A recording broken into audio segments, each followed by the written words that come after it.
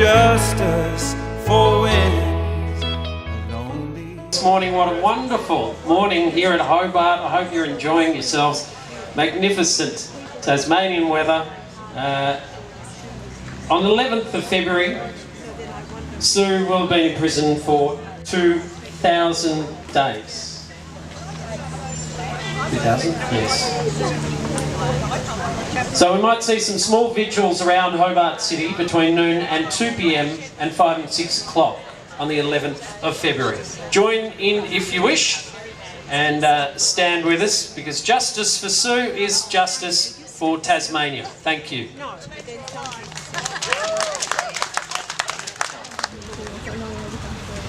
Sue and her daughters and many others here today want to know what happened to Bob. We're also here to support Sue, who's been sentenced to 23 years imprisonment for murder of her partner. We feel this was an unsafe and unsound verdict and a miscarriage of justice. He's walking backwards and forwards and delivers a blow or blows, or maybe stabs him with a screwdriver. I don't know. He doesn't look around, and so the body doesn't have any marks of what you'd expect if someone had come down there, a stranger, intent on doing him harm. The body, I suggest, would have marks consistent only with being delivered by someone who he knew to be there, who he knew and expected to be behind him. Not a lot of certainty in that. So we come to our final song, Hurricane. This is the one that was inspired by Bob Dylan. And I'll read the first verse for you. Somewhere on the four winds in the Hobart night, a young girl leaves her blood marks on the upper deck. They'll find a tender and some drops of blood. Just who did kill Bob Chappell? Here comes the story of the four winds' shame and the woman the authorities came to blame for something she never done, put in a prison cell in Risdon, Van Diemen's Land, at the bottom of the world. To practice at public speaking. In any case, I've had a rather unique view of all of these proceedings in that I've known Sue for a really long time, and from the position of an ex-husband, I have a rather unique perspective on these things. And the court case upset me particularly because the person I know wasn't represented in the whole trial story. You know, it's an unreal situation when the people that are being discussed and talked about aren't actually the people you know, right? There's this myth of character, these things that don't hold true. So the whole thing's been something of a sham to me in those ways. And other people are really well versed in the legal problems and the rules and laws, and et cetera, et cetera. And to me, I was just offended by the lack of representation of her character. And she's been undermined and drawn up to be something that's unrecognizable to those of us that know her well. So we've come here having a protest, right? And through song, which is a normal long-term vehicle for protest. And the band's put a huge amount of effort into producing this CD and constructing their thoughts. And they've come out of the legal and political background, supported by others and graphics people, and of course all the rest that goes into producing things such as this. Professional studio time, lots of hours, I don't doubt, lots of thoughts and writings. And I'd like to thank them very much for their efforts, and also acknowledge that apparently the Mercury said that I had some input into the CD or the music. I'd like to say that's a misrepresentation, which fits among all the rest in this case.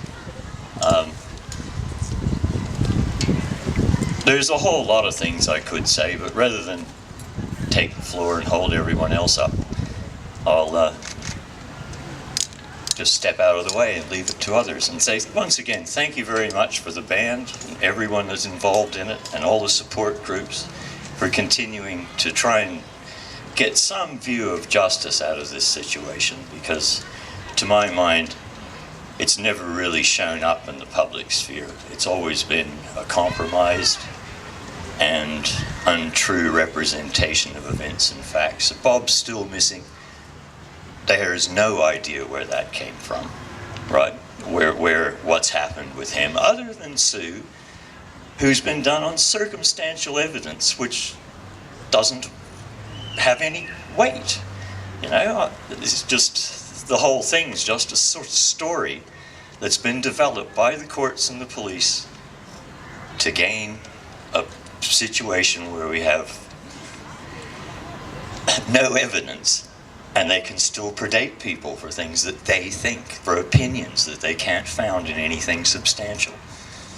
And I hope that for all of us it comes to an end, and a positive one for Sue, because it's been a long drawn out thing and we've had quite a burden from it all. And anyway, thank you once again for coming, much appreciated.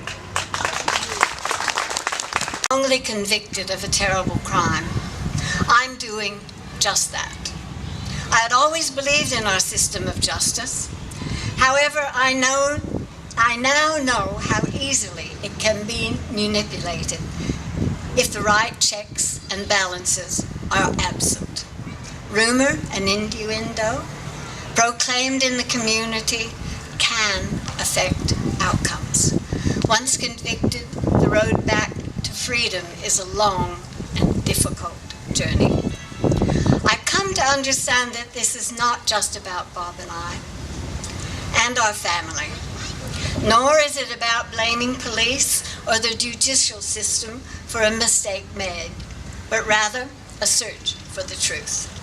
If we are to move forward in a constructive, positive way, we must find a mechanism which allows those with legitimate claims of a miscarriage of justice to have the evidence revisited by an independent judicial body.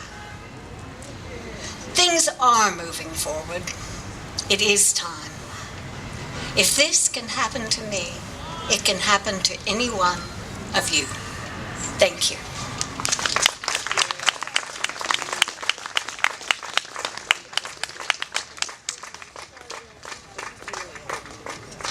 Thank you very much, Sydney. 23-year nightmare, not a bad dream. Sue must sit in jail and silently scream. It's time for us Australians to protest and shout about this conviction shadowed in doubt.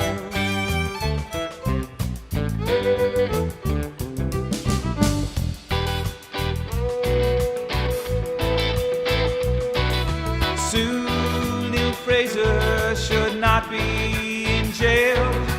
Blow by blow, they all let justice fail. Not be in jail. Blow by blow, they all let justice fail. Neill-Fraser should not be in jail. Blow by blow, they all let justice fail. Should not be in jail. Blow